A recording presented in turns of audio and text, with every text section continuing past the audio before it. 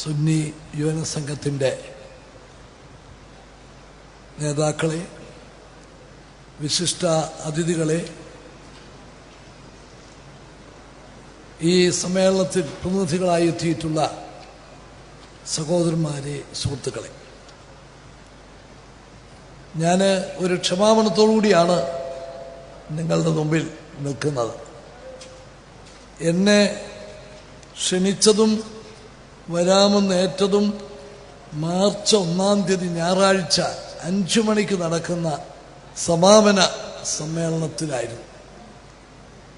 പക്ഷേ വളരെ പെട്ടെന്ന് പരിപാടിയിൽ ചില മാറ്റങ്ങൾ വന്ന് എനിക്ക് 1-ാം തീയതി മലപ്പുറം കോഴിക്കോട് ഭാഗത്ത് വരാനുള്ള പരിപാടി ക്യാൻസൽ ചെയ്യേണ്ടി വന്ന ഒരു സാഹചര്യത്തിലാണ് ഞാൻ ഇന്നിവിടെ എത്തിയിരിക്കുന്നത്. നിങ്ങൾക്കത് വളരെയേറെ അസൗകര്യങ്ങൾ ഉണ്ടാക്കിയിട്ടുണ്ട് എന്നെനിക്കറിയാം. എന്നാലും എല്ലാ വർഷവും നിങ്ങളുടെ സമ്മേളനത്തിൽ നിങ്ങൾ വിളിക്കും, കഴിയുന്നത്ര സമ്മേളനങ്ങളിലൊക്കെ ഞാൻ പങ്കെടുക്കുകയും ചെയ്തിട്ടുണ്ട്.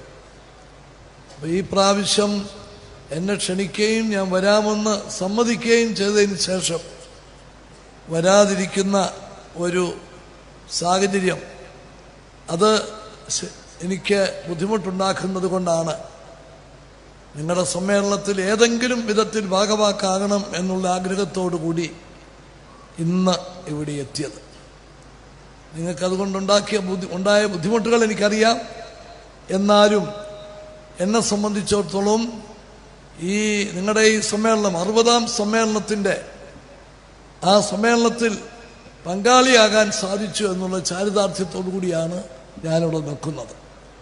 സമസ്ത കേരള സുന്നി യുവജന സംഘത്തിൻ്റെ 60-ാം വാർഷിക സമ്മേളനത്തിന് ഞാൻ എല്ലാവിധ ഭാവുകങ്ങളും നേരുകയാണ്. നിങ്ങളുടെ സംഘടനയുടെ ശേഷിയും അച്ചടക്കവും സംഘടനാ ബലവുമെല്ലാം എനിക്ക് നേരിട്ട് ബോധ്യപ്പെട്ടിട്ടുള്ളതാണ്. ഞാൻ പല യോഗങ്ങളിലും പങ്കെടുത്ത അവസരങ്ങളിൽ എനിക്കത് നേരിട്ട് ഞാൻ കണ്ടതും ബോധ്യമായതുമാണ്. അംഗസംഖ്യയേക്കാൾ പങ്കെടുക്കുന്ന ആ ജനാവലിയേക്കാൾ എന്നെ കൂടുതൽ ആകർഷിച്ചിട്ടുള്ളത് ഈ നിങ്ങൾ കാട്ടുന്ന വലിയ അച്ചടക്കമാണ്.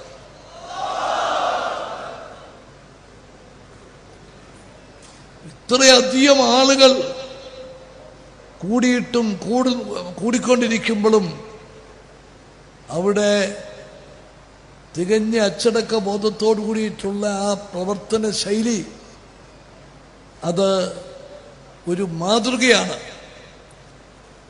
മറ്റ് സംഘടനകൾക്കും ഒക്കെ ഏറ്റവും പ്രചോദനം നൽകുന്ന ഒന്നാണ് എന്ന കാര്യത്തിൽ യാതൊരു സംശയവുമില്ല. അപ്പം അംഗസംഖ്യ കൊണ്ടും സംഘടനാ പാടവം കൊണ്ടും അച്ചടക്കം കൊണ്ടുമെല്ലാം പ്രത്യേകതകൾ നേടിയിട്ടുള്ള നിങ്ങളുടെ സംഘടന 60-ാം വാർഷികം കൊണ്ടാടുന്ന അവസരത്തിൽ നിങ്ങൾക്ക് ഭാവുകങ്ങൾ നേരാൻ ആണ് ഞാൻ ഇവിടെ നിൽക്കുന്നത്. നമ്മുടെ രാജ്യം വലിയ സാംസ്കാരിക പാരമ്പര്യമുള്ളൊരു രാജ്യമാണ്.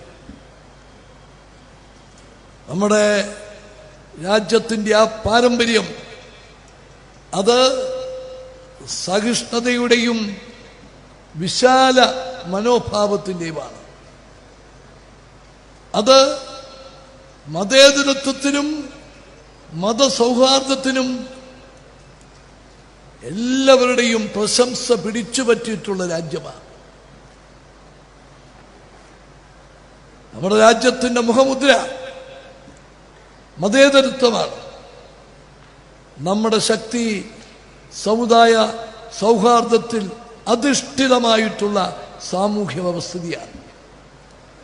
അതിനെ വെല്ലുവിളിക്കുന്ന ചില ശബ്ദങ്ങൾ ഒളിഞ്ഞും തെളിഞ്ഞും ഇന്ന് നമ്മുടെ രാജ്യത്തുയർന്നു വരുന്നുണ്ട്. അത് ഒരു വിധത്തിലും നമുക്ക് അംഗീകരിക്കാവുന്നതല്ല.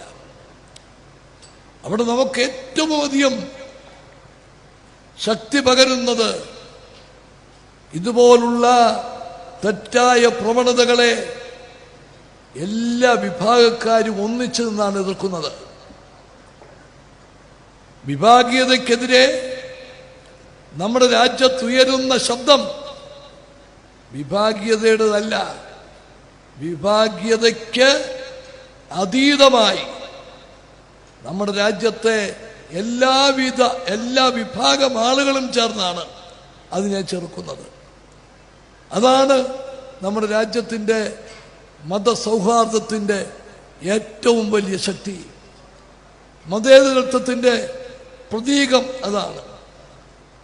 അപ്പോൾ ഇന്ന് ചില താൽക്കാലിക നേട്ടങ്ങൾക്ക് വേണ്ടി, സങ്കുചിതമായ താല്പര്യത്തിന് വേണ്ടി ഇതുപോലെ ഉയർത്തുന്ന ശബ്ദം, ഉയർത്തുന്ന സമീപനം, അതിനെതിരെ ശക്തമായി പോരാടുവാൻ എല്ലാ വിഭാഗീയതയ്ക്കും അതീതമായി നിന്നുകൊണ്ട് തന്നെ ഈ നാടിൻ്റെ, നമ്മുടെ രാജ്യത്തിൻ്റെ സാംസ്കാരിക ആ പൈതൃകം, പാരമ്പര്യം ഉയർത്തിപ്പിടിക്കാൻ പ്രതിജ്ഞ എടുക്കേണ്ട അവസരത്തിലാണ് നിങ്ങളുടെ ഈ സമ്മേളനം നടക്കുന്നത്.